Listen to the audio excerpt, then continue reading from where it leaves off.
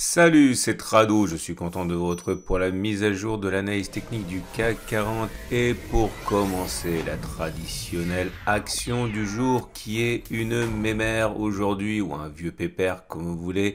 Il s'agit de Eiffage, mais les grosses actions, les grosses capitalisations, on le vend en poupe actuellement, donc on va pas s'en priver.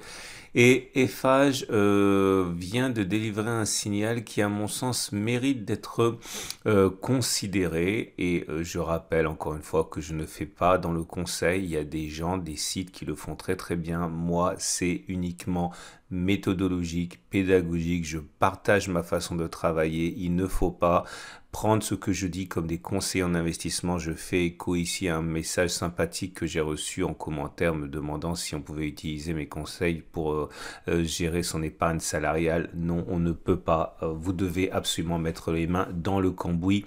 Et en l'occurrence, aujourd'hui, mettre les mains sur PRT Bonds.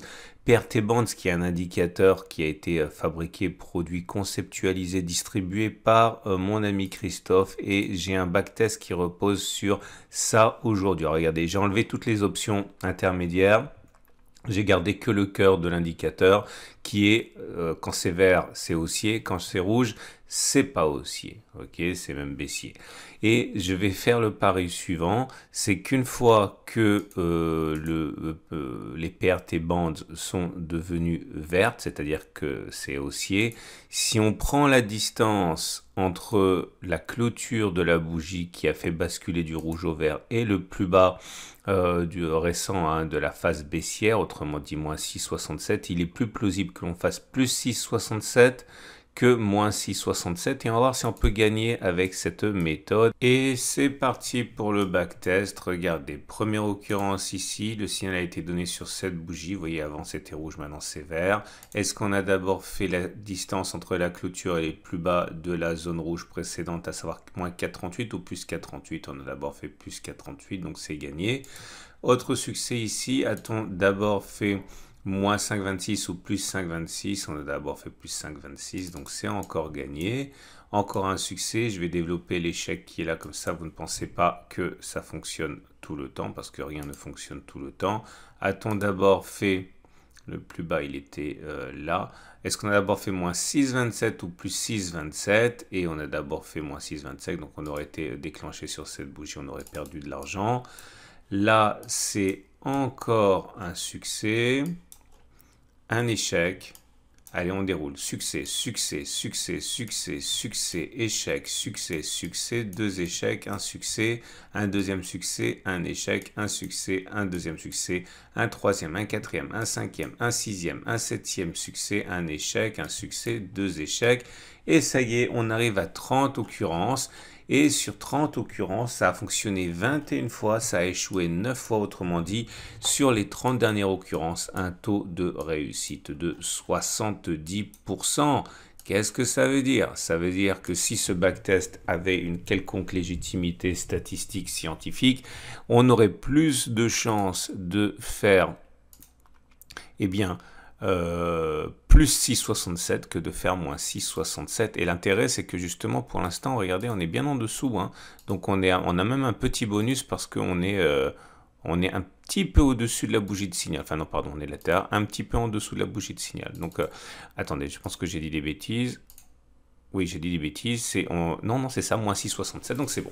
Voilà, donc voilà comment je travaille, voilà comment je partage ma méthode tous les jours. Si vous avez aimé cette analyse, ce partage méthodologique, eh bien n'hésitez pas à vous abonner à ma chaîne YouTube, à me suivre sur Twitter, sur Facebook, sur LinkedIn, sur Boursorama.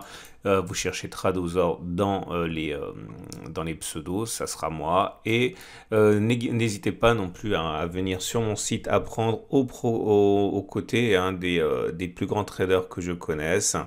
Et on en est à 13 ou 12 podcasts maintenant hein, de figures que vous reconnaîtrez sans doute qui partagent avec vous leurs conseils pour réduire votre courbe d'apprentissage au minimum. Adresse sous la vidéo. Et on passe tout de suite à l'analyse technique du CAC 40. Et pour le CAC 40, comme on le voit, la journée s'achève avec une nouvelle progression, cette fois-ci d'un demi %. et qui fait écho aux bonnes nouvelles sur le plan du chômage. On a vu que les dernières statistiques étaient un petit peu inquiétantes en termes d'emploi et on attendait la confirmation, ou plutôt l'infirmation aujourd'hui aux États-Unis. Effectivement, la deuxième salve de données pour le chômage sont beaucoup plus rassurantes que celles de la veille et donc sur ce baume au cœur et également le fait que les investisseurs sont contents de la saison des résultats qui prend fin et également les éléments de politique de politique monétaire qui devraient rester accommodantes pour un temps apparemment assez long. Tout cela donne matière à une progression du CAC 40 et des indices avec record à la clé pour le SP500 et le Nasdaq. Et voilà où nous en sommes. J'ai laissé mon PRT-band pour que vous voyez deux choses. Un, que finalement, quand on réfléchit pas et qu'on utilise les backtests et les statistiques, on voit que finalement, ça peut être pas mal. Alors, regardez ici, si on applique la même méthode qui a été donnée précédemment, il était plus probable que l'on fasse 4,27 que moins 4,27. On y est presque, on est à 3,82. C'est-à-dire qu'on aurait même statistiquement de la place pour aller un petit peu plus haut. Je reviens à mon mouton parisien et nous avons également la possibilité me semble grande que l'on revienne sur le support journalier à n'importe quel moment, mais je fais le pari que, comme c'est souvent le cas, la résistance qui a changé de polarité en devenant support jouera son rôle et que l'on rebondisse après. Maintenant, je suis incapable de savoir quand on va le faire, ni même si vraiment on va le faire, mais en tout cas, voilà, c'est quelque chose qui est peut-être intéressant à suivre. D'autant que si on trace les Fibonacci, c'est toujours important d'avoir une idée des Fibonacci avant même de consolider, parce que vous voyez que si la consolidation devait commencer demain pour une raison ou une autre, les 23,6% de Fibonacci correspondent au premier niveau de retracement qui correspond lui-même au support journalier. Ça peut être également intéressant à suivre, puisque je vous rappelle que lorsque l'on consolide en tendance haussière, les traders cherchent des niveaux pour rentrer et les Fibonacci, c'est quand même un des outils les plus usités. On a également les chandeliers japonais naturellement. Alors le chandelier japonais du jour est pas mal du tout. Bon, il est vert, on termine dans le tiers haussier, il n'y a aucune raison d'être inquiet. Je vous rappelle que les bougies Aiki-Nashi étaient favorables. Ça faisait 4 séances qu'on avait des bougies sans mèche basse, 3 séances, et la bougie d'aujourd'hui ne dément pas celle de la veille avec également une bougie haussière puisque c'est vert et puisqu'il n'y a pas de mèche basse.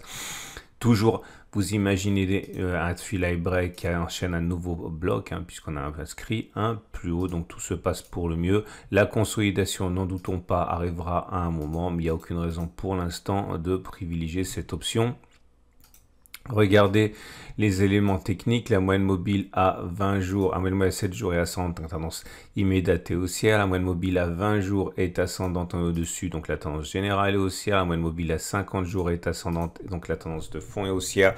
Très intéressant à noter le croisement fort M7M20 qu'on a déjà backtesté, retrouvez vos fiches et vous saurez ce qu'on peut en tirer de ce backtest.